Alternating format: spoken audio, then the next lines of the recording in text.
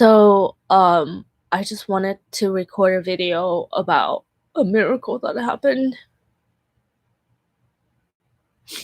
So, when I started doing ministry, it was really hard because I just went without really having any support or being sent by a church. I just followed God's voice. And so I didn't fundraise or anything like that.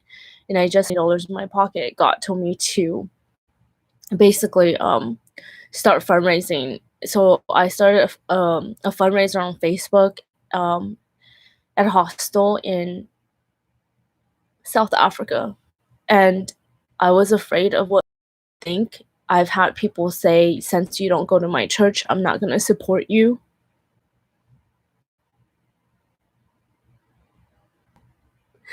I have I've had people like my mother say like, "Why should people give you their hard-earned money?"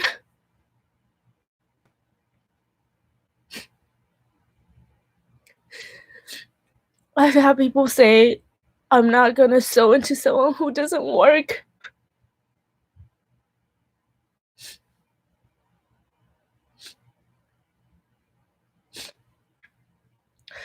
I've had just a lot of people persecute me, for fundraising, and, like,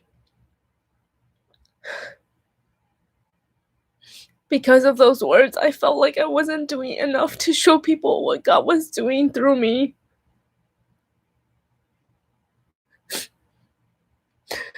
and it was just an uphill battle over and over again of being rejected and judged, and even though every day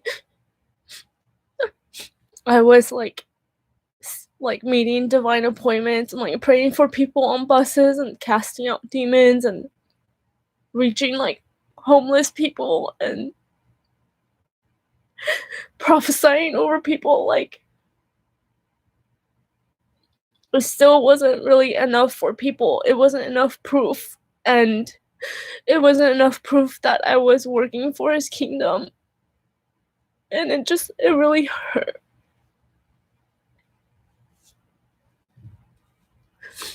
But God would say, like, "Don't give up," and, like, "Keep asking, keep asking." And honestly, after 2 years, like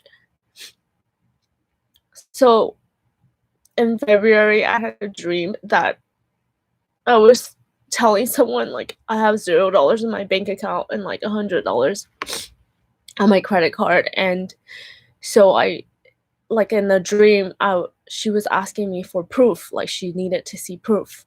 So when I woke up, there was another aching in my heart, and I knew that that was a place of hurt and that I needed to tell her the dream, and so I did, and she didn't reply, so I was like, "God, okay." Like, I just keep messaging people and they don't reply. And I know, like, people aren't intentional about it, but, like, sometimes I would be like, "Oh, God told me to ask for donations today," or, like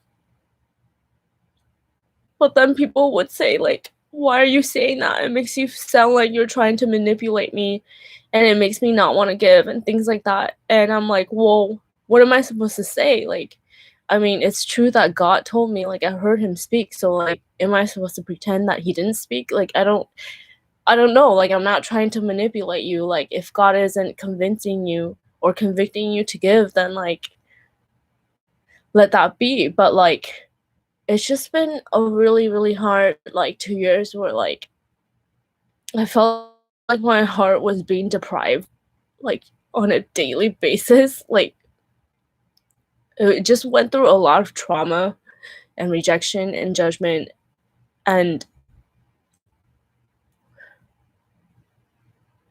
I really wanted to give up, and I felt like quitting, like, so many times.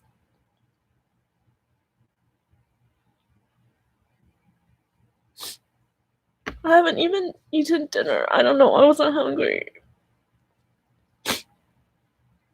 But,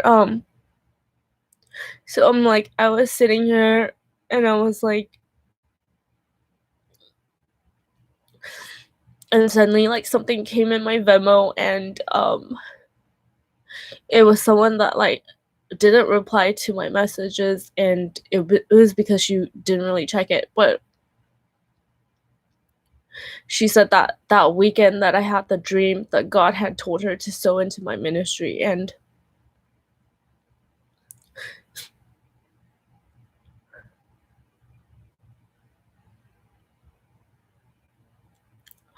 I just wanna say, like, don't give up. I don't care what you're going through, don't give up, like, because if you're following God, like, He's gonna reward you, and, like, it may take time for people to understand the new wineskin of what you're called to.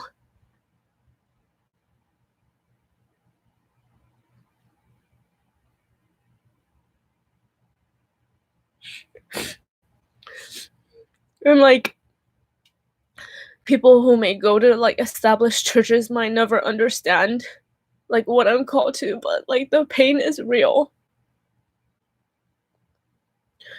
The pain of rejection is real, and the first and second year of ministry, I lost a lot of friends, to be honest.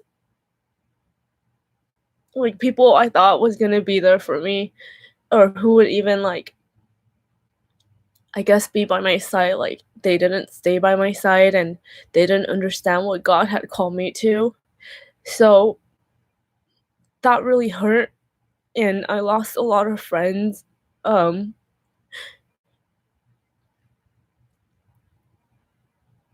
so, I don't know.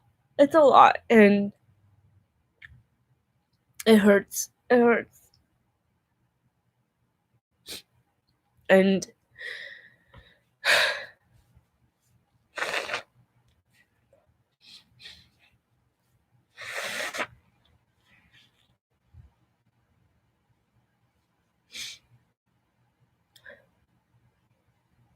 like, I know that it's not my job, you know, I got a prophetic word from someone. It's that draws people's hearts, not me. And I realized, like, yeah, like, you know, people aren't the enemy. Like, if God really wants to convict them, to open their hearts to give, or to understand, or to try to be open to the new wineskin of what God is doing through me, then let that be. But I can't convince them. I have to know that I am enough, that I am God's child, I'm loved by Him. But yeah, it's just been a really hard battle, and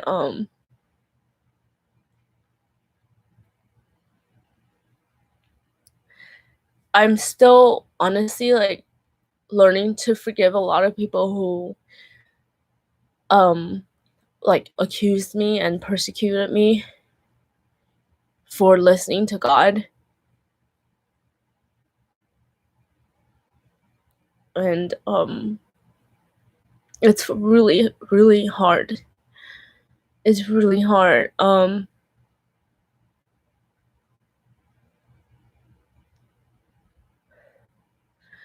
yeah, like, one thing I know is, like, I don't wanna stay bitter, and I want to forgive everyone who has hurt me in this journey. So yeah, thanks for watching. God bless you. And I pray that if you've been hurt and traumatized by people, that you would experience the love of God, and that you wouldn't close your heart off to people. Because I know it sucks and it hurts a lot, but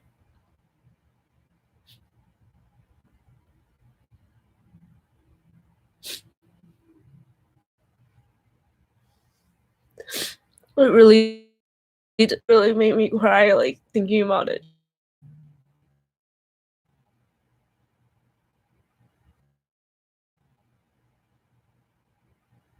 Not to give up, and I had, like, man, like, 2 years of persecution, really, 2.5 years, not just from people, but, like, especially from my mother. Like, when I moved back to LA and I was still doing ministry, my mom was, like, saying, like, the meanest things that you can't even imagine. Like,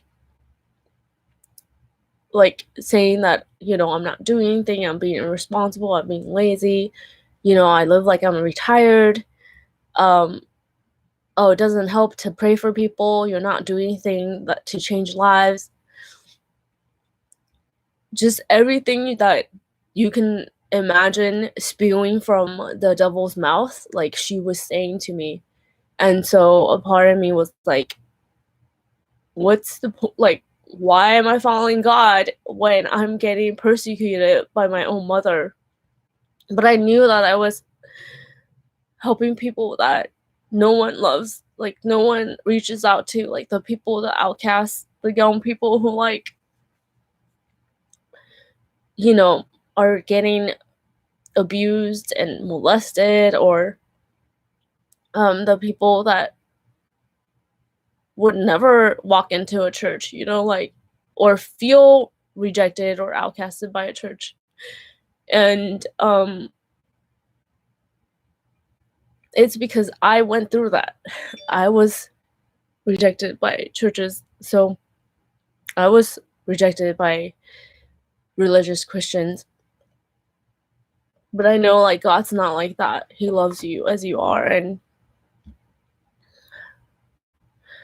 it's just been a really hard process. And anyways, thank you for watching. I'm exhausted from crying. I hope it's therapeutic to you, because I'm constantly crying on this channel. So I pray that if you've been hurt by churches, or you've been hurt by people who have rejected you, that God loves you as you are, and don't give up. And if you've been called to something that is so different and contrary to what other people are doing, like, don't be discouraged, for God is on your side and He will turn hearts to you. Alright, thanks for watching. Subscribe to my blog, donate to this ministry, and I love you guys. Bye.